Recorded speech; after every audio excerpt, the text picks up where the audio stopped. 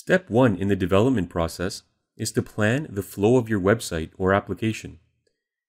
It's very important to create a clear and concise plan of your website prior to development. The first step to planning is establishing the purpose of your website. For example, is the site meant more for informational purposes, such as showcasing a product or service? Or is it meant to interact with your users and dynamically adapt to their preferences and browsing habits? This is an important consideration because it will ultimately determine the infrastructure your site needs in order to accomplish your goals. If you're still unclear on the difference between a static informational site and a dynamic interactive site, let's take a look at an example of each one.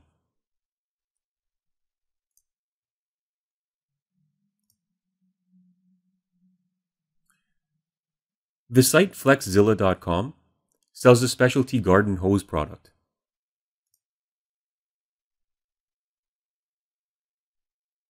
This site is fairly simple. It showcases the product and provides some information to potential buyers.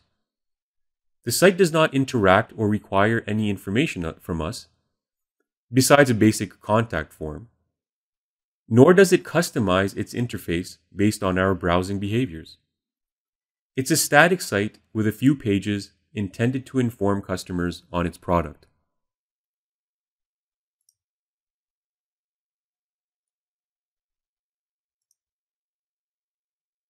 And this is the contact form. Fairly basic interaction. Now let's take a look at a much more complex dynamic website such as Amazon.com.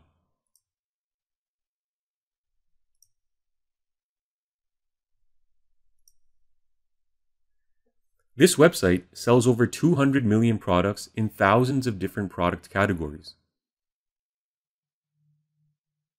We can see here on the homepage a variety of different types of products.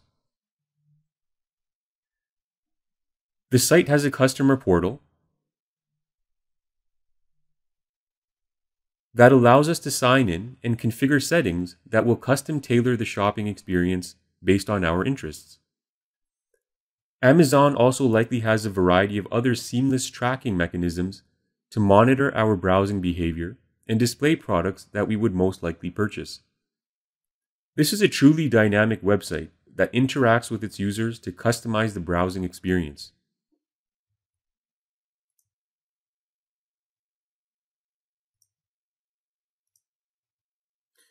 As you probably guessed, if your intention was to create a dynamic, user-interactive web application, your system configuration and resource requirements would be entirely different than a static website.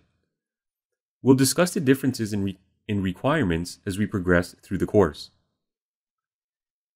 Once you've established the purpose and goals of your site, you can begin mapping out a flowchart of the site's navigation.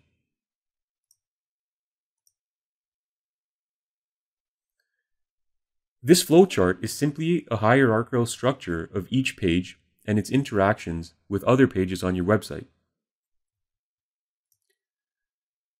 Let's take a look at a very basic site structure for a sample real estate brokerage's website. Here we have a home page. This is the first page that loads when a visitor accesses the domain. An About Us page, which will display information about the brokerage. A listings page, which will showcase property listings organized by state on 4 subpages. So 4 states and property listings pertaining to each state. A subpage is lower on the website hierarchy than top-level pages. And lastly, a blog and contact page. As you can see, this is a very simple structure for demonstration purposes. We'll be exploring much more complex structures as we progress through the course.